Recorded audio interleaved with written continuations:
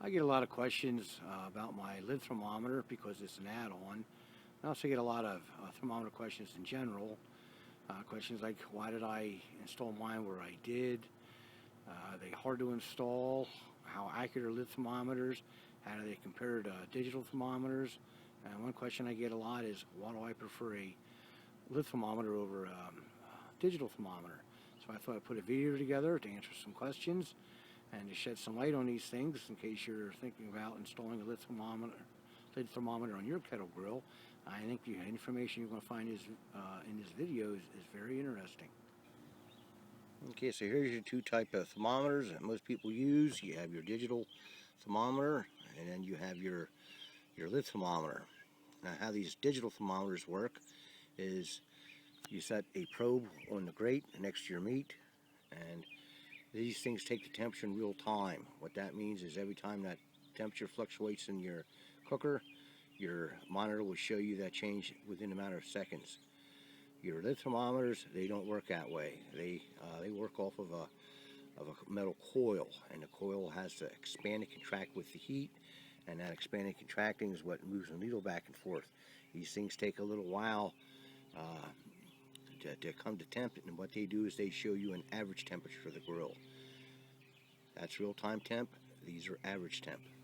I'm sure a lot of people are not sure what I mean by average temperature, so the easiest way to explain that is to explain how an oven works. Say you turn your oven on to 350 degrees. Once it's preheated, it's ready to go. What maintains that temperature in there is it cycles back and forth as the temperature drops down to a low end, say 300 degrees. The burner kicks on, and then it'll cycle back up to a high point of say 400 degrees. And as the oven's on, that's what's taking place, is the temperature's dropping to a low point, and then it's going back up to its high point. And what that's doing is it's giving you an average temperature of 350 degrees. Okay, so what I did after I installed my lid thermometer, which is this one right here, the Charbroil brand, is I tested that by placing my oven thermometer in the kettle directly underneath the lid thermometer. And that's what let me know how accurate my lid thermometer was. I guess the next question is how do I know how accurate my oven thermometer is? Okay, so what I did was I borrowed my neighbor's oven calibration tool. He works on industrial commercial boilers and ovens. He uses that to adjust the temperatures, and that thing he has is very expensive and it's very accurate. It's within a degree or two. It takes the temperature real time. It's basically just a very expensive one of these things. So what I did was I got a new oven put in my house. So I used that to find out how accurate my new oven was, and while I was at it, is I set these two thermometers on the grate in there next to this probe. My old oven thermometer, and that's my pit thermometer when I used in the pit. So what happened was my oven took 6 minutes to come to temp. And now this thing here was cycling back and forth like I showed you, but within 6 minutes that was ready to go. Now these things here at 6 minutes were just starting to move. Those needles were just starting to move. And this one here, it took 15 minutes for that to stabilize at 345 degrees. That was 5 degrees less than what the oven was set at, which is 350. And my pit thermometer took 20 minutes to stabilize. That stable to 340. That was 10 degrees less.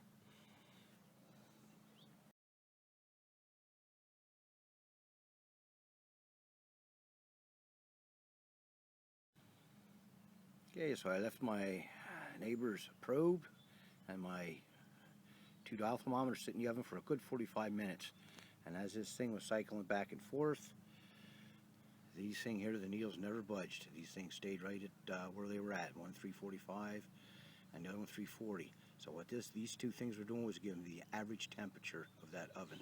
As far as testing, I was unable to test anything except for the thermometers installed on my kettle grill. What I did, research both types, and what I found out is, in general, these digital thermometers are supposed to be accurate within several degrees, take the temperature in real time. People really like them.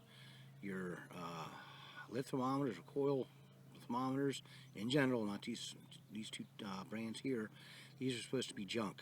I mean, and according to some reputable barbecue websites, they're telling you shouldn't even use these things. These things can be off anywhere from 50 to 100 degrees. And the same goes with these oven thermometers. The reviews on those are, they're supposed to be off anywhere from 25 to 50 degrees. So that's what my research yielded me. Now the reason I'm showing this Tell-Truth thermometer is because a subscriber sent me a message and said that he has one of these installed. It's very accurate, he really likes it, and the reviews on these were very good. That's why I wanted to show you this brand here, because you'll see the results of my thermometer, and this is supposed to be another good brand. And I forgot to mention that I don't know how many articles I read that tell you have to take your temperature on the grate next to the meat, like using one of these things. Some of these articles will tell you that the difference in temperature between the grate and the thermometer and the lid sitting right above it can be way off. Anywhere from 50 to 100 degrees they can be off.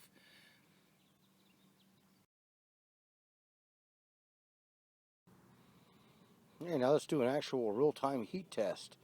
I dialed the kettle grill in to 350 degrees.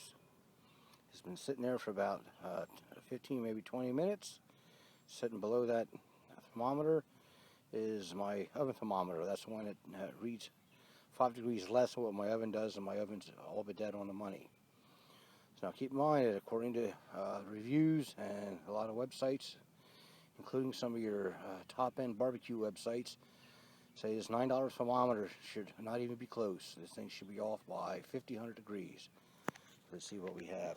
Right there, that's sitting at 350. Let's see what this thing's reading.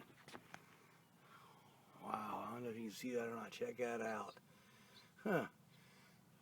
That's 5 degrees. Dead on the money. Well, it's 5 degrees less. Imagine that.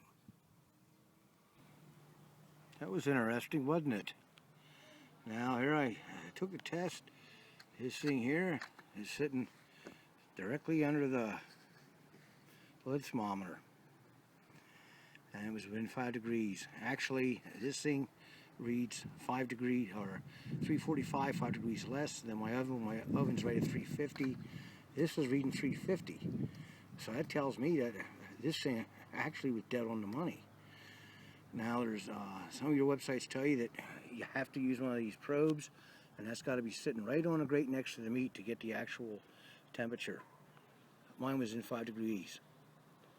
Now think about that statement there for a minute. It's got to be sitting right on the grate, right next to the meat, or they could be off 50, 100 degrees, 75 degrees.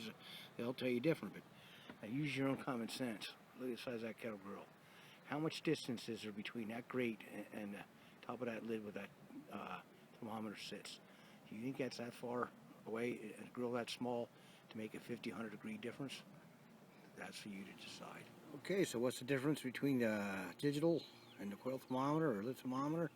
Well, according to my test, as far as the accuracy goes, is my lid thermometer is just as accurate as a digital thermometer. Digital thermometer will show you every little fluctuation in temperature. These will not. These show the average temperature, and the reason that is it takes a while for those coils to respond to the heat. That's basically what the difference is.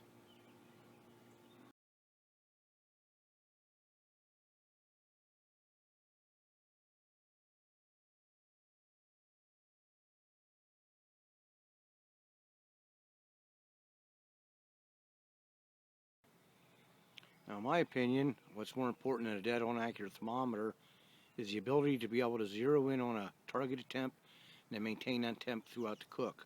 Because if you can do that, then you're just basically using your thermometer as a gauge to let you know you need to make any vent adjustments because the temp is either dropping or climbing. And if you can get it to stabilize and stay there, then you're just basically using your pit as an oven. And once that temperature stabilizes and stays there, then your cook goes nice and smooth, whether it's a short cook or a long cook.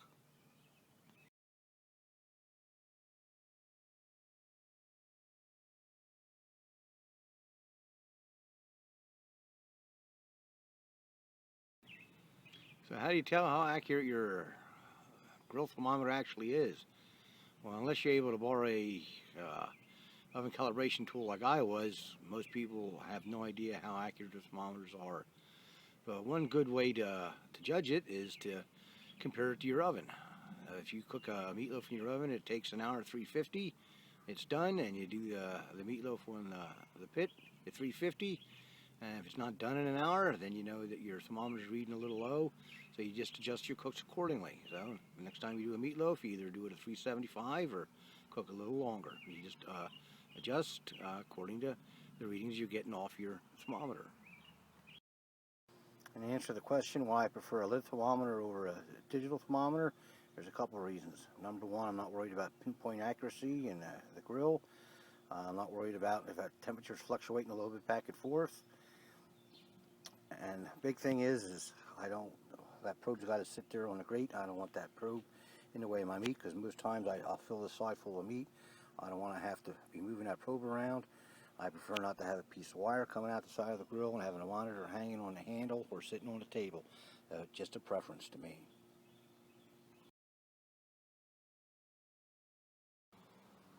Okay, the reason I placed my thermometer where I did is for indirect cooks. You always place your vent over top of your meat, and this sits opposite the hot coal. So hot coal will be over here, your food will be over here, and over on this side or next to your vent is where you want to know what the temperature is. That's why the thermometer is placed there. On these kettle grills, some people put them underneath. If you want to do that, just be careful when you drill in that you don't drill into the hanger, the lid hanger that's underneath the vent.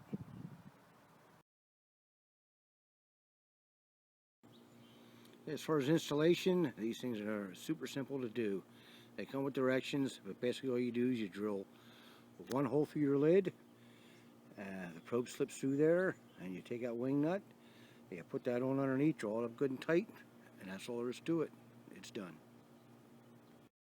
And one thing I like to mention, in my how to control temp videos, I tell you to allow 15 to 20 minutes each time you make a vent adjustment to allow for the temperature to restabilize.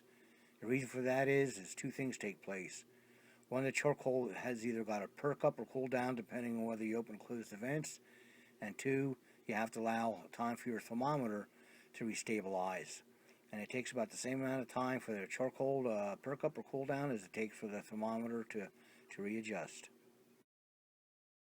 And to wrap up this video, I like to say, I think these lid thermometers got a bad rap. I can't believe there's so many websites out there telling you that these lid thermometers are so far off whack and so inaccurate that you shouldn't even use them. I'm sure there's some junk thermometers out there, just like there's some junk digital thermometers.